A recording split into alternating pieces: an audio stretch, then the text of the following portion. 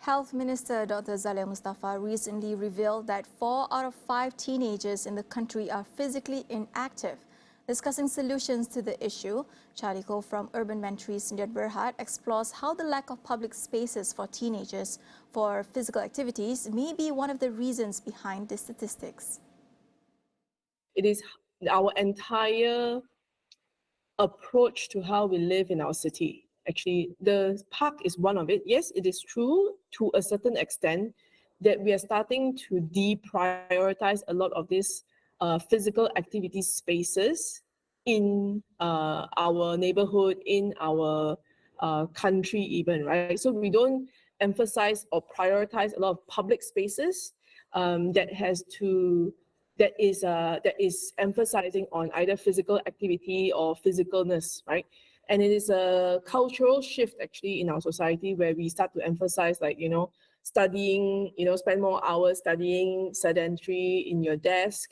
That's seen as a good behavior versus going out and play for the longest time is not a good behavior. So society has sort of like shifted into that high education, high sedentary type of lifestyle because that was sort of correlated or sort of thought as the way to succeed.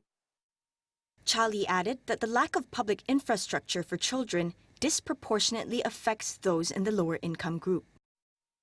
We do see disproportionately higher number of B40 children who relies on public infrastructure and public spaces in order to recreate, right? They unfortunately are also the least, the people with the least power to defend these spaces, right? They have less time, they have less resources, they have less social connections to call up your local council and say, don't take my padang away, or I want to keep my football field, right? Because think about those children, even if they go back home and tell their parents, what can the parents do? The parents are busy occupied, right? Whereas the people on the maybe higher end spectrum will have those connection power and ability to defend these public spaces, but they are also less inclined to use the public spaces. They prefer private places, private parks, private clubs to recreate, right? So this reflection of the needs, right, of the public space from the B40 not being defended. Charlie also calls upon local councils and politicians to invest on existing facilities and infrastructures rather than build new ones. Focus needs to be on making them safer and more accessible.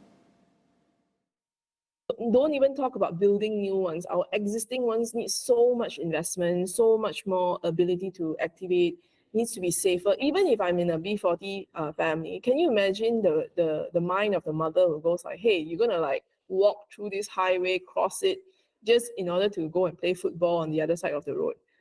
She will worry, right? So those are the things that makes it more useful, accessible, valuable, and adding to society. And those are quick wins versus getting like, I don't know, another 100 million budget to build more things that nobody wants to use or can't use because they can't access it. So I think our sort of obsession with building our way out of things it needs to be stopped. They probably, at some point build something that the kid needs a car or need the ability to drive to even go there to do it. And that kind of defeats the point, right? Because all he needs actually is safe access to existing facilities.